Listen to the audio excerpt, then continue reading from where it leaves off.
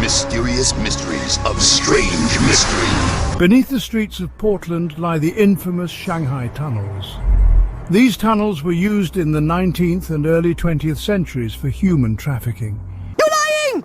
According to experts, many unfortunate souls never made it out alive. You lie! Many were beaten, starved, and left for dead deep within the tunnels. You lie!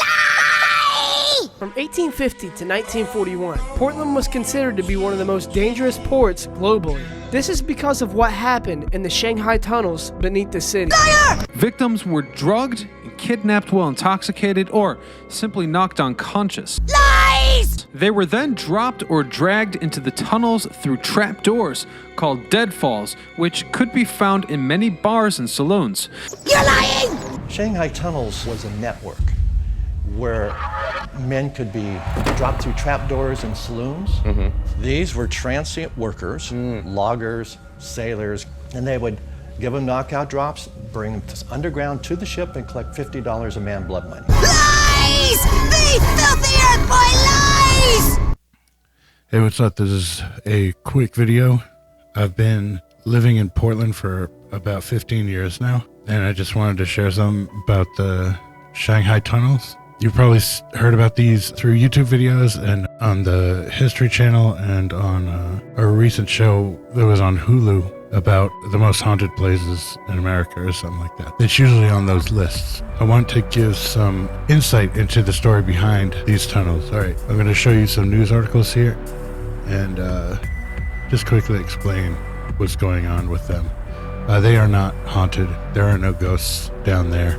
The only reason it's creepy down there is because these are old tunnels that are not used anymore, and they're kind of decrepit. They're accessible in the basements of a number of downtown buildings that have been there since the city was built. So that the Shanghai Tunnels were built for easy passage from the river to warehouses and shop fronts in town. By being underground, they avoided traffic which used to tie up the streets during peak hours, like rush hour traffic and stuff like that. The city builders hired Chinese workers to do this kind of work. When the work was done years later, those workers had established their lives in Portland, which the white people in power didn't like business owners, politicians, the news media, and just like average citizens too. It was a pretty dark time. So they started city leaders, along with the media, they started a racist smear campaign through the newspapers, which falsely claimed the story about the Chinese workers using the tunnels to Shanghai Navy sailors for slavery back in China. What they're claiming is that the Chinese built these tunnels with access to these buildings downtown, specifically bars and restrooms.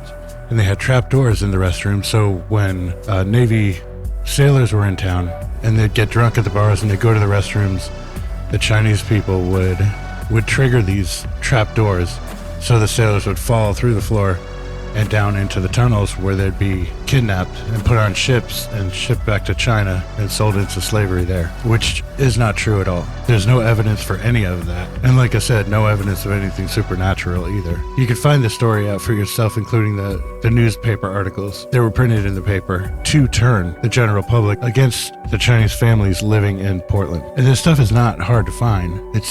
Even the Wikipedia article makes this pretty clear. But it is difficult to parse out if the idea of Shanghaiing was ever a thing or not, or if it was just widely used as an excuse to bring hate against the Asian community. Now, the reason this ghost story angle is so popular today, and why even people living in Portland have gotten the wrong idea about these tunnels, is because there are still active Shanghai tunnel tours that began in the 70s, where you can book a tour for a ridiculous amount of money, and they'll take you down into the tunnels and lie to your face about all this invented evidence of what these tunnels were used for.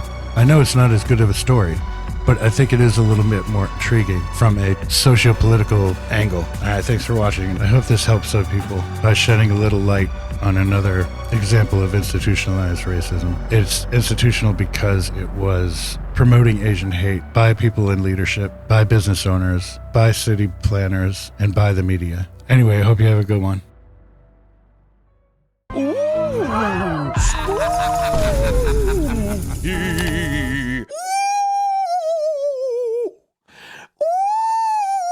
I'm a fireman, I gotta be brave.